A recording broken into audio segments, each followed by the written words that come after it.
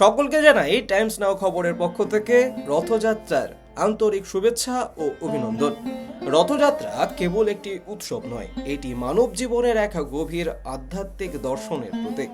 হিন্দু শাস্ত্র অনুযায়ী আমাদের দেহটি হলো একটি রথ, এবং এই রথ দর্শন যে আমাদের যে পাঁচটা ঘোড়া আমাদের রথের সামনে রয়েছে, তারা কিন্তু মানুষের পাঁচটি ইন্দ্রিয়কে নির্দেশ করে। আর রথের রশি বা দড়ি হলো মানুষের মন, যা ইন্দ্রিয়গুলোকে নিয়ন্ত্রণ করে। যখন ভক্তরা রথের দড়ি টানেন, তখন প্রতীকীভাবে তারা তাদের শরীর, মন ও অনুভূতিকে ঈশ্বরের চরণে সমর্পণ করেন।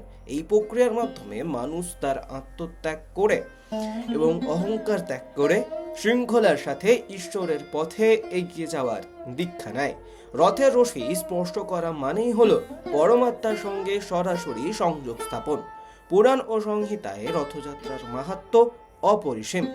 ইন্দ্রনীলময় পুরাণ ও সূত সংহিতায় উল্লেখ রয়েছে, রথে অধিষ্ঠিত বামনরূপী জগন্নাথ দেবকে দর্শন করে তার রশি স্পর্শ করলে বা সামান্য টানলে ভক্ত পুনর্জন্মের চিরন্তন বন্ধন থেকে মুক্তির আশীর্বাদ লাভ করেন। অন্যদিকে স্কন্দ পুরাণ ও বামদেব সংহিতার মতে রথের এই দড়ি টানার পুণ্য ফল অশ্বমেধ যজ্ঞের সমান। এছাড়া কপিল সংহিতা অনুযায়ী গুন্ডিচা যাত্রার সময় জগন্নাথ দেবের দর্শন মানুষের সমস্ত পাপ মোচন করতে সক্ষম। যুগের পর যুগ ধরে এই বিশ্বাসী ভক্তদের রথযাত্রায় সামিল হওয়ার অনুপ্রেরণা জুগিয়ে আসছে। পুরীর রথযাত্রার প্রধান তিনটি রথ, তালুধ্বজ, দর্পদলন ও নন্দীঘোষ, প্রতিটিরই রয়েছে নিজস্ব বৈশিষ্ট্য।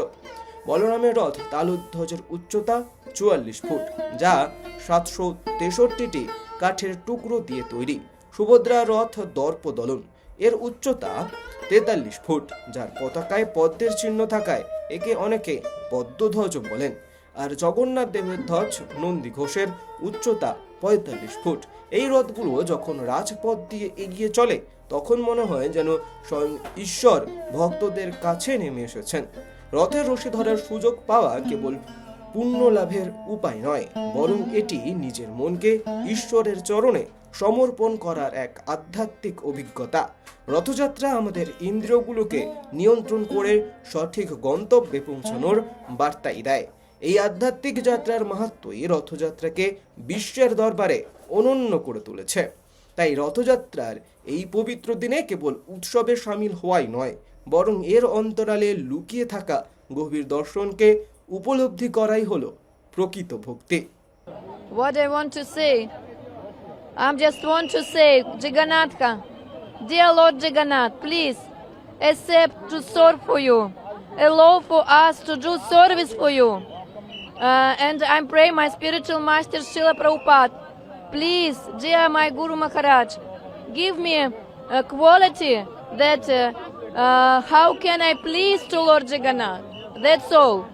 We need just to get darshan. We need just to get darshan, and we need to get blessing and mercy.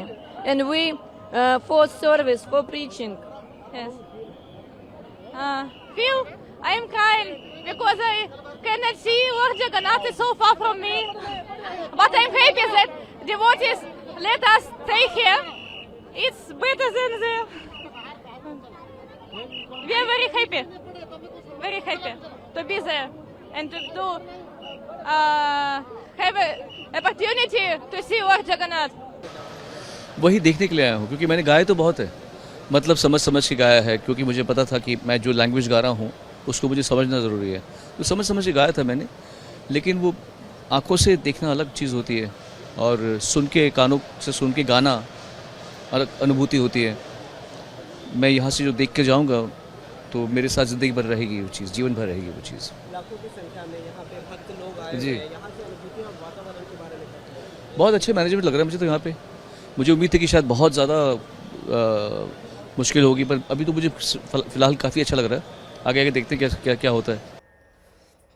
আর আপনি কি জানতেন যে এই রথের দড়ি বা রশি আমাদের জীবনের সঙ্গে আমাদের ভগবানকে কিভাবে সংযুক্ত করে? আশা করি তা আপনার কাছে একেবারেই পরিষ্কার। আপনার পুজো, আপনার রথযাত্রা এবং আপনার উৎসব খুবই ভালো কাটুক। ধন্যবাদ। দেখতে থাকুন টাইমস নাও খবর।